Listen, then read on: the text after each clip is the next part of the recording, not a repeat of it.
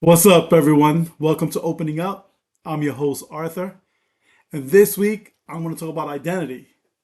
I'm also going to be opening up another box of Topps Pristine 2023 baseball cards. There's 10 packs in here, 6 cards each, and in here should have 2 autographs and 1 relic inside here.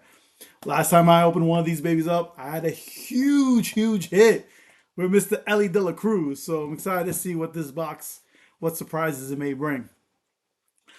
So like I said, I'm going to talk about identity today. Then before I do though, I'm going to start sharing also little pieces. So I'm a collector. I like collecting different memorabilia, and I don't collect just anything. I'm a big Mets fan, as you can see, and I like to collect Mets memorabilia. I have a few other pieces as non-Mets, but for the most part Mets. And I just scored these two, which I'm very excited about.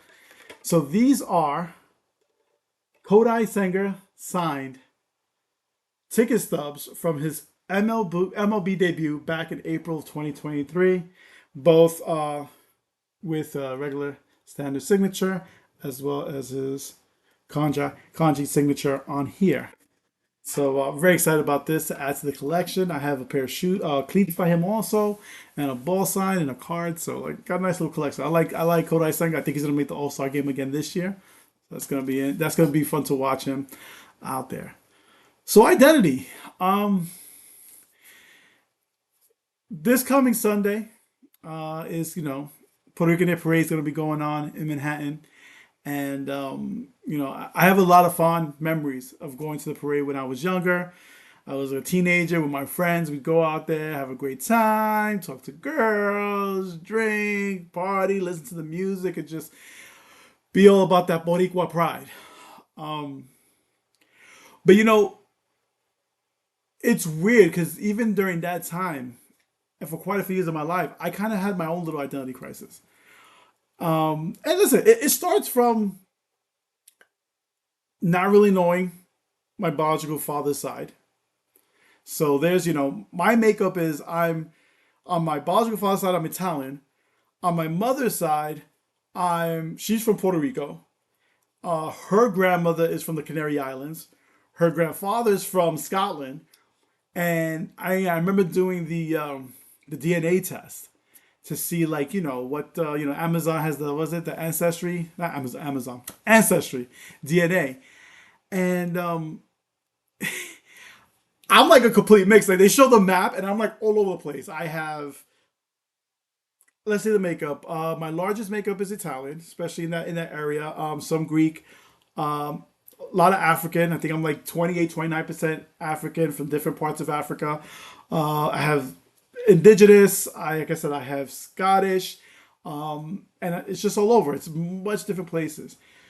And even the way I look, like I was light skin, I've gone dark as I've gotten older, but have African features. What was it? Afro Latino, or Afro Caribbean features.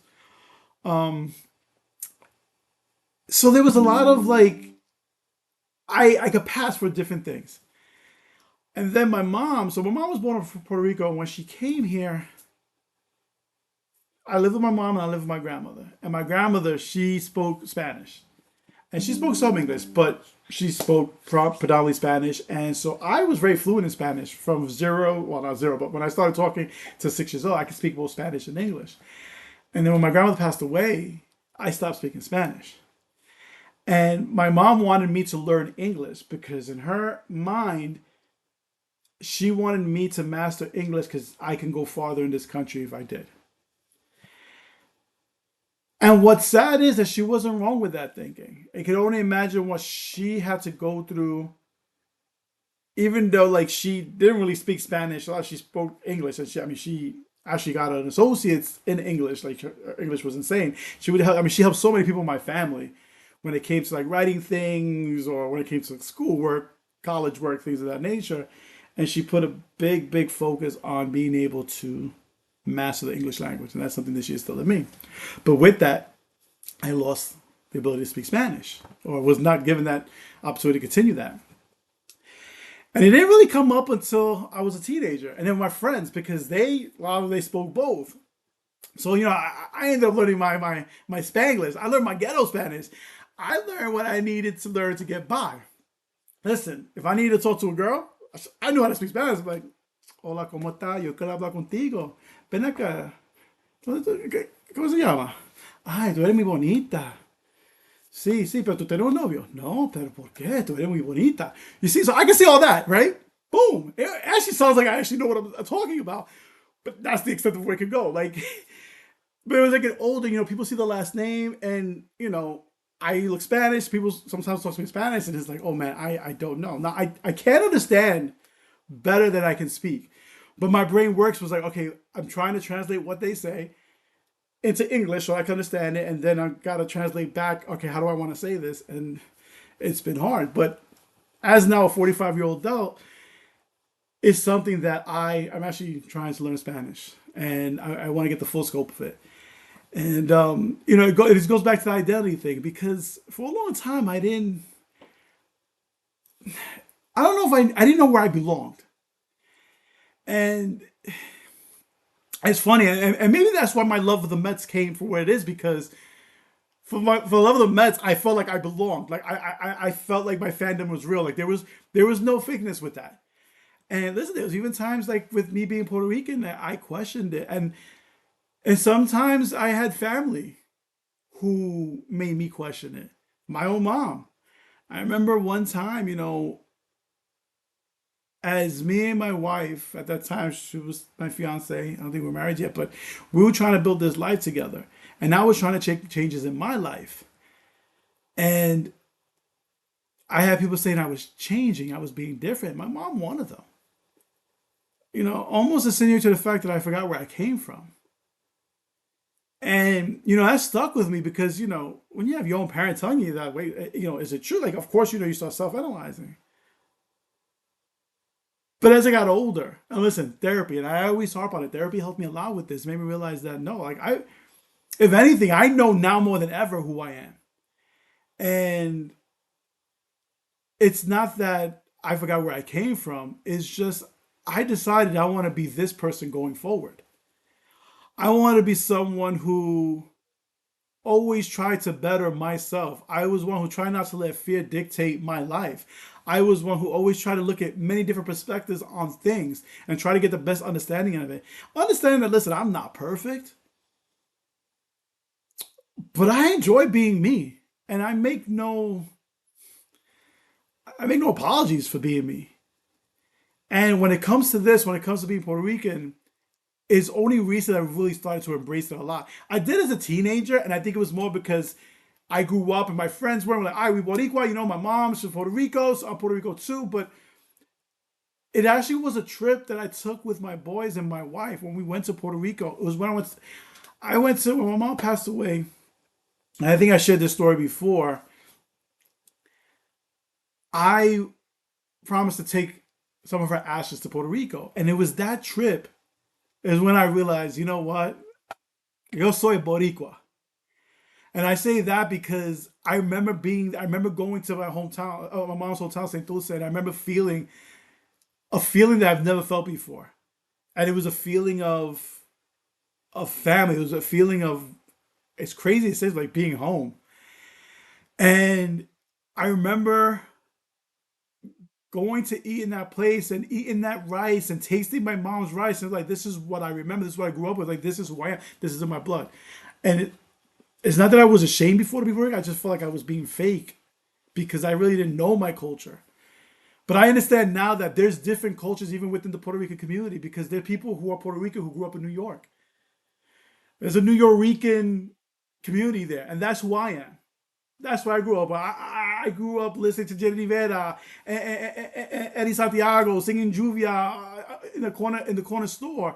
I was the one who, like I said, I had the Puerto Rican bandanas, I had the jersey. I played dominoes, the viejitos in the corner, and it's like, yo, me and my boy used to kick ass and down. Listen, I still do, and luckily, it's passed down to my children. They can play very well, but listen, everybody want to play a game of dominoes. We do it, and me and my boy used to leave the old men mad. We were like 13, 14 years old, and we beating the old men, and they were mad. But we could play. But that's the memories I have. I grew up in Bushwick. I grew up in Old Bushwick, not Bushwick today, and I realized that's who I am. So I take great pride in that. So right now, thank you, Tia Alex. You're the one that so the owner of the Mets, Alex Cohen, her husband Steve Cohen, they own the Mets, and she was rocking this hat on one of her Instagram things. My wife follows her, and I was like, "Oh, that's I want it." Look, the Puerto Rican flag right here. I was like, "I want it," and I saw the shirt first, got the shirt, boom, it was at the Met store, and then my wife on a Sunday morning. And I love my wife because it's like it's these little things. I'll tell you right now, in a relationship, it's those little things. But she saw, she was like, "Listen, we're gonna have to go to my hand." It's like, why? Look what they have in the MLB store, and it was the hat. So I'm not rocking it pride. So like I said, this Sunday, we're all my fellow people are gonna be waving the flags. Que bonita bandera. My heart's gonna be with you guys. I know who I am now, but I know there's a lot of people out there who may be struggling with that identity.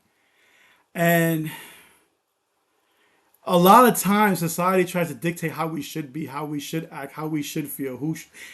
And my thing is, stop. Let people be who they want to be. How is it hurting you? How is it bothering you in any way? Let them be what they want to be. You can be who you are. If people feel they're a certain way, they believe, let them be. Because I'll be damned if someone tells me, hey, you know what? You're not really Puerto Rican. And I'll be like, that's your opinion. But I know who I am. I know how I feel. So for those out there struggling, trying to figure out who they are, or for those who know who they are, but society's not accepting them, continue to stay true to yourself. I hope people, realize it's not that serious. Take that hate, put it somewhere else. Life's too short. Life is too short for it. So that's my speech for this week. And like I said, it's this. It took many years for me to be comfortable with who I am, and I love who I am now. And listen, it may not be for everybody, and good with them. But for the people who love me for who I am, I love you guys too. And Boricua, baby. All right, here we go. We're gonna open up the box. Here we go. Let's see what we got. Very excited about this. Um, like I said, last time got a big hit. I know you see the piece right here. Also have another piece. This is the Lindor signed piece right here, dude. He is the captain, man. I hope that when David Wright, when they retire his number, they make him the captain right afterwards.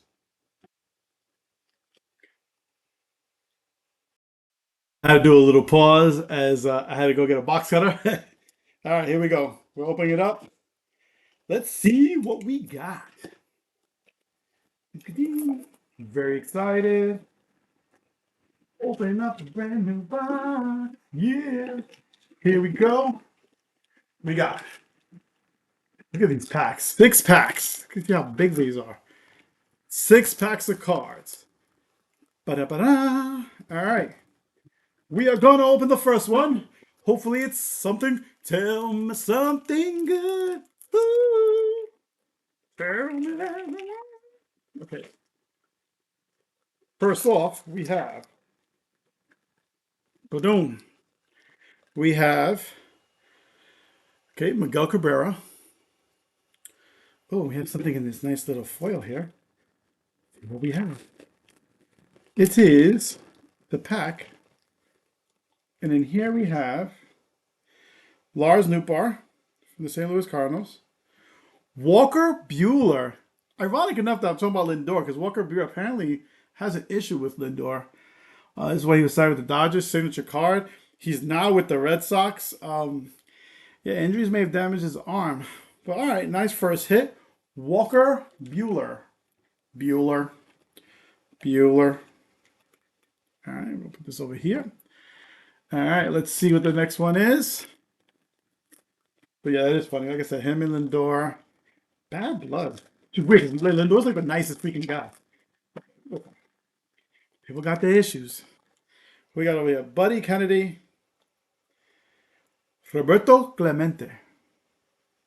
Listen, I mean, you want to talk about the biggest Puerto Rican, one of the biggest Puerto Rican icons of all time, Roberto Clemente from Puerto Rico. I don't know if you know the story about him, but great baseball player, probably one of the best right fielders of all time, but even a bigger humanitarian. And it was, I believe, I want to say it was either 1971 or it was early 70s. There was a big earthquake. I want to say it was in Venezuela or it was somewhere in Central America or South America. And he went ahead and it was, I think it was Christmas or New Year's Eve. And he packed the plane full of supplies, and apparently they overpacked it. And when they were flying the supplies, the plane ended up crashing, ending his life. So, like, his last moments of life was him trying to help other people in need. If there was anybody to be an example of, it's this man right here, Roberto Clemente. All right, Joe Mauer, Miguel Cabrera again, C.J. Cron, Bernie Williams, another Puerto Rican. Oh, the Puerto Rican pack! It's kismet, man. Like, it's like bring out the Puerto Ricans, man. It's beautiful. All right, and then Albert Pujols. Boom. All right. Nice first pack. Got an autographed card, Roberto Clemente, which actually we'll put him in a thing over here. And it's not so much like it's a valuable card. It's more the meaning of the man and who he is. I love that. It's one of my prized possessions. I have a signed Roberto Clemente ball. It's one of my prized possessions. All right, here we go. Second pack. Oh, Lindor's falling. Don't fall, Lindor. There you go. If I'm correct, I believe that's the grand slam that he hit against Phillies. Man, that was a great moment. All right, here we go. Here, Matthew Batten, 42 out of 50, San Diego rookie card. Very nice. We'll put this over here. All right, and let's see what we got in this pack. Did we get any signature cards or any? Let's see. We have Hunter Brown from the Houston Astros, rookie card. He's a beast. Hunter Brown. He's a beast. And Buxton Bryan. All right. That song is stuck in my head now. I got to switch it up with me off. Here we go. Alex Thomas, Austin Riley, Tim Anderson, Michael Harris, Anthony Rizzo, J.P. Crawford, and Adrian Beltre. All right. Some decent cards. All right. Let's see. Let's go into pack number 3. We still got another autograph and a relic floating around somewhere. Let's see. Oh, I see a congratulations here. Who's a congratulation? Jazz Chisholm. Chisholm. Now with the Yankees. Autograph card. So 2 autographs. We have Walker Buehler and Jazz Chisholm. There you go. Jazz Chisholm with the Skankies. All right, let's see. And let's see what we got in here. Opening up the pack. Okay, we have Shane Bieber and Brian Bello. Okay.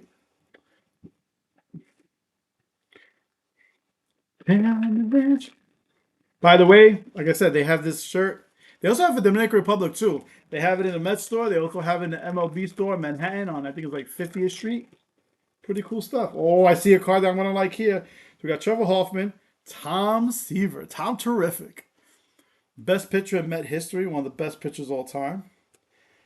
And then Clay Holmes in this picture with the Yankees, but he's not with the Mets. Thank you, New York Yankees. And then gone, Francisco Alvarez. Who, listen, he may be going back to the minors. I think he needs to reset because he's kind of he struts. He's putting too much pressure on himself. He just needs to relax. He just needs to go back to the minors, straighten things out. Quick spring training story. My wife was able to get an autographed ball from by him, which was pretty cool. I like Alvarez a lot. All right, and then oh my goodness, talk about a nice pack, Mr. David Wright. What's crazy about this is that he's actually doing an autograph signing. Oh, that would be an interesting card to get signed. I may get this card signed by him. David Wright. I'm going to push it up here because I know it's the light over here. Let me see. Is this light putting too much thing on it? Is that what it is? No, it's just a reflection of the thing. All right, but David Wright. Very nice. All right. Well, this box has been, the signatures have been all right, but the card itself, Clemente, David Wright, Tom Seaver, very Met friendly. Usually these, they're not very Met friendly, these cards. Oh, okay. Well, This is a nice little surprise. A third autograph card, Aaron Judge. Listen, I hate the Skankies. Aaron Judge is a beast. And that's a very, very nice hit to get. Mr. Aaron Judge autograph. Thank you very much. Don't mind if I do. Very nice. So three signatures in one box. Not bad. Not bad at all. All right, over here we have Clayton Kershaw, J.J. Bleday, Vlad Guerrero Jr., Jeff Bagwell, Nolan Arenado, Toscal Hernandez, and Adley Rushman. But very excited. Signed Aaron Judge. That's probably the best hit in here. Roberto Clemente close though, even though, like I said, for sentimental value. But for value, yeah, the Aaron Judge signature card. Like I said, hate the Skankies, but he is a beast. There's no denying that. Okay, over here we have Framber Valdez, 26 of 75. Oh, let me go put it right here. There you go. All right, let's go ahead and open this pack. Something good. Woo. Over here we have Max Meyer and we have Riley Green. All right, both rookie cards. Aaron Judge, you know, thing I ask is that he's ridiculously underpaid considering the contracts that have been put out there and the numbers he put up. Ridiculously underpaid. I wonder if the Yankees are going to rework it. Christy Mathewson. Yeah, Christy Mathewson from the New York Giants back in the 1920s. Alex Rodriguez, Mookie Betts, Danby Swanson, and Salvador Perez. Very nice. All right, we're down to the final pack. So maybe instead of the relic, they just gave me three signatures. I guess. Well, I guess maybe the Walker Buehler. No, I guess those. I don't know.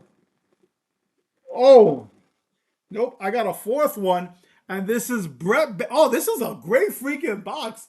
Brett Beatty signed card. So 4 autographs in this box. I got 4 autograph cards. Jazz Chisholm, Walker Buehler, Aaron Judge, and Brett Beatty. Not bad. Not bad at all. Okay, we're opening this. And over here we have Devin Williams. Devin Williams now with the Yankees. Made a little bit of history last year. Gave up the big 3-run shot to Alonso for the Mets to advance to the NLDS. One of the best moments in Mets history. All right, Cal Ripken, Ty France, Evan Longoria, Juan Soto with San Diego. This is a 23 box. Maglio Ordonez, Andres Jimenez, and Jordan Alvarez. What's funny, so Andres Jimenez actually was with the Mets, and he was traded to Cleveland in the Lindor deal. So I remember the Mets back in 2020, this was before COVID, they had a amazing day where you could meet some of the young players. And I actually got to play basketball with Jimenez inside Citi Field, which was pretty cool. All right, so listen, great box here. Some of the favorite cards. We have Roberto Clemente. Love that. We have Walker Buehler. We have Jazz Chisholm. We had Aaron Judge. So this is the relic card.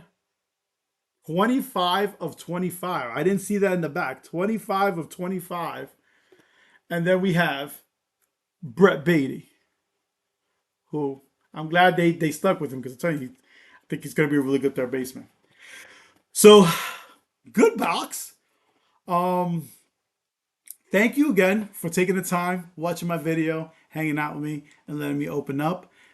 You guys have a good week. We'll talk soon.